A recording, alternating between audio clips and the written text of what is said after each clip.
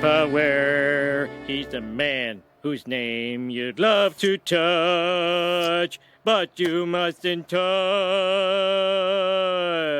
His name sounds good in your ear, but when you say it, you mustn't fear, 'cause his name can be said by anyone. Ah, Max Power.